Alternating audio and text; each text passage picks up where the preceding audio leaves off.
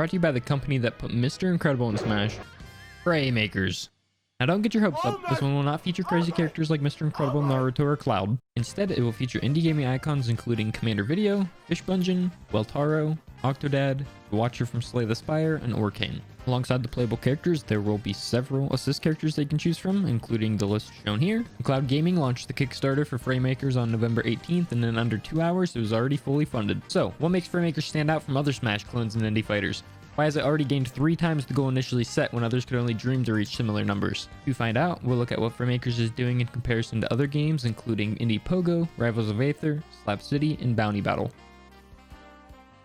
First, let's talk about the characters. The title most of these games take their main inspiration from is Super Smash Bros, and inarguably the best thing about Smash is the characters. With 6 playable characters announced and more soon to come, you're bound to be familiar with one as they all come from pretty successful indie titles. If you're unfamiliar with the playable characters, hopefully you'll be familiar with at least one of the assist characters, especially since there's going to be 40 of them on launch. Having these popular characters is really important because it gives new players incentive to check out the game or even support it if they see a character they are already familiar with. When we look at the rosters of other indie platform fighters, we see a lot of these characters in Fraymakers already appearing in those titles. Oftentimes, you'll see platform fighters that launch with a roster of only original characters. This alone can turn away a large group of potential players because most of them are looking in from the Smash community where characters mean so much.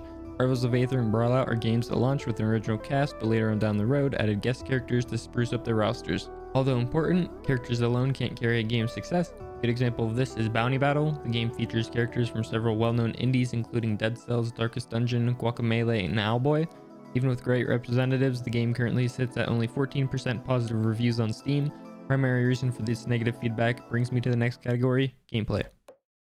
The gameplay of Fraymakers is promising.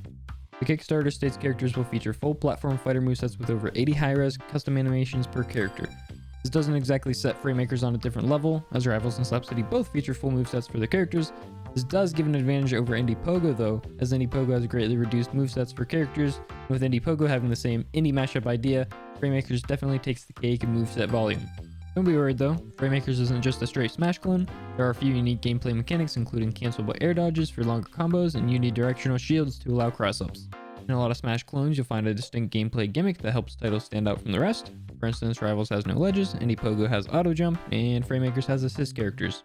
Right now, we can only hope that the assist mechanic adds to the gameplay and Cloud Gaming can keep things balanced, as they have made their interest in competitive play clear and play gimmicks can make or break a game for many players, as we've seen happen in the past. Included with gameplay come stages. When talking about stages on the Kickstarter page, they mention that their main design goal for the stages is to incentivize fair and fun gameplay. Similarly to Rivals, there will be a hazards option that can be toggled on or off. Although most people prefer to have them off, items are also mentioned to be included. Items are something that date back to Smash 64, but surprisingly most indie devs opt to leave them out. Overall, the developers are taking safe steps with a lot of gameplay aspects while still adding some twists. Thankfully, they're staying true to the bread and butter of what we love when it comes to platform fighters without the need to build the identity of the game upon these various gameplay twists. Everything else. If there's one thing I had to choose that sets Fraymakers apart from the rest of the crowd the most, it would have to be the rollback netcode. I've spent most of my time with this genre of games offline. I haven't had to face the struggles of online too often, with Melee Net Play recently facing cease and desist orders from Nintendo and Smash Ultimate having, well, whatever the hell that is. Wishes we've all had to get a good online platform fighter may finally be fulfilled. On the other side of the spectrum, we have offline single-player content. For 2 frames of the reveal trailer, they tease a break the targets mode and hitboxes inside training.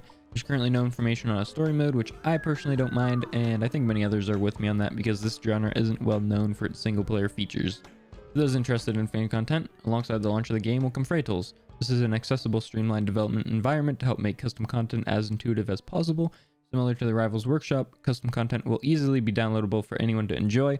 Unlike Rivals, Fraymakers has been developed from the start with custom content in mind. By having Fray Tools available from the get-go, it sets the groundwork early for a healthy modding community from day one. Post-launch for any indie title can be frightening for a player. Will it just be another waste of your hard-earned cash when the developers of the game run away with your money before finishing the promised content?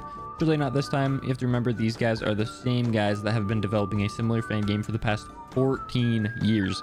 Cloud Gaming has gained the trust of so many gamers and communities over these years, which goes back hand in hand to why the game has been such a huge success already. Plus, did I mention it only costs $20 to get right now if you back it on Kickstarter? Final thoughts. Whether you're a fan of only indie games or only platform fighters, Fraymakers will have something for you. I believe if any company were to successfully pull off an indie platform fighter, it would be McLeod Gaming. There's plenty of examples when it comes to the good and bad of indie platform fighters, so let's hope that they've taken notes from those that have attempted it in the past. Foundation set in its 2 years of development so far leave high expectations for what's to come, and I think it's easy to say those expectations will be met. Although the game appears to be in a well-polished position, the early access release isn't planned until early 2022, so we'll have to wait some time before we get our hands on Fraymakers. While you wait, I recommend checking out some of the other titles I mentioned today, including Indie Pogo, Rivals of Aether, and Slap City. Although these games are mostly great, they all present at least one major gameplay mechanic that has held me back from investing more of my time into them, which ultimately is the main reason I look forward to Fraymakers so much, also because Smash Ultimate kinda sucks. I'll make sure to leave a link in the description down below for the Fraymakers Kickstarter if you want to head over there and support the project. As of recording the video, there's still 18 days left to back the game. Most of the stretch goals have already been met, but I'm sure there's plenty more that the developers have up their sleeves.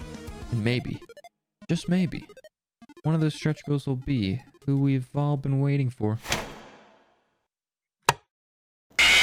Thanks for watching the video. If you enjoyed, please make sure to drop a like and subscribe to my channel, as I plan to do more Fraymakers content in the future. Also, if you could check out my Twitch stream, I'll leave a link to it down below. And as always, drive safe. If you get tired, pull over. Call me when you get home, and see ya.